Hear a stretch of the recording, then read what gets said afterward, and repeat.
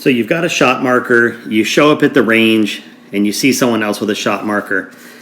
If you haven't messed with your shot marker settings, and chances are a lot of you haven't, the guy next to you hasn't either.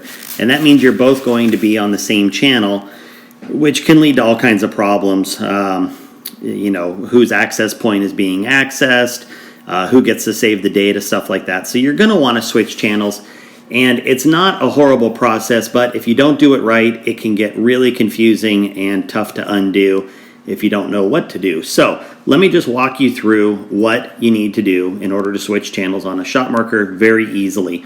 This also comes into play if you go to, like, there's a lot of clubs where people bring their private shot markers, everybody puts them on the same access point for the match, and then maybe you go home and you switch it back to your access point. So let me show you real quick. If we go out here and we come into the Wi-Fi settings, you will see that I am currently on shot marker 4. Okay, and if I go back into here, you will see that if I go to the switch channel setting, you will see that it says that I'm currently on 4, and down below where the green bars are, it says you are currently on channel 4.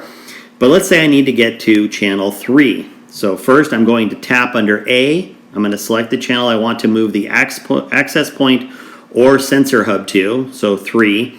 And now I can choose, do I want to move the sensor hub, the access point, or both to channel 3? Now, if I am moving my private shot marker to a different channel, I will want to move both B, which is the sensor hub, and C, the access point, to channel 3.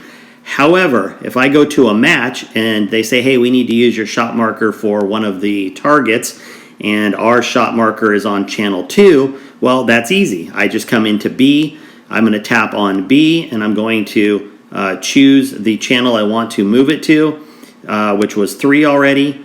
And then I am going to move the access, in this case I'm just going to hit the green check mark, and that will now move just my sensor hub to 3. But in this case I want to move both my sensor hub and my access point to channel 3. So I've already selected under the B setting where I want to change the sensor hub to, but now I need to move the access point, which is C. So I want to tap on Move Access Point to Channel 3. It will then say, do you want to move to 3 and reconnect the Wi-Fi to shot marker 3? Yes, I do. And now that is going to reset. And this is probably going to time out and go to a blank screen. In fact, if I hit refresh, you'll see there's nothing there. All right, now if I go back to my Wi-Fi settings, you can now see it's connecting to shot marker 3. And I'll just wait till that comes up.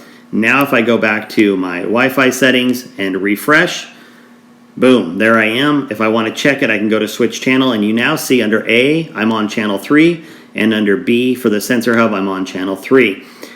So again, let's say I shoot the match. Let's say I only switched the channel on the sensor hub, and I want to move it back to my channel. I could simply under A choose whichever channel up here I want to move mine back to, and then I could tap on B and change my sensor hub back to channel 4, and chances are my access point would have already been on channel 4 since that's where I would have shot. So you can see it's very easy to toggle just the sensor hub or the sensor hub and the access point.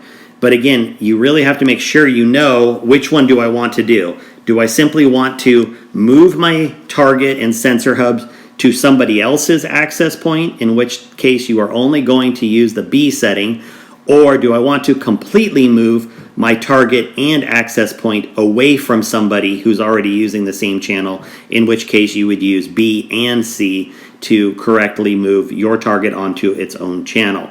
So that is all there is to it. I don't know, hopefully that helps. I've had a few questions about it, and I know in the beginning there were times where I switched one but not the other, and then suddenly you lose your targets. It's a total pain, but if you just follow these simple instructions, you will be able to do whatever you need to with your target. Hopes it helps. You guys have a good one. We'll talk later.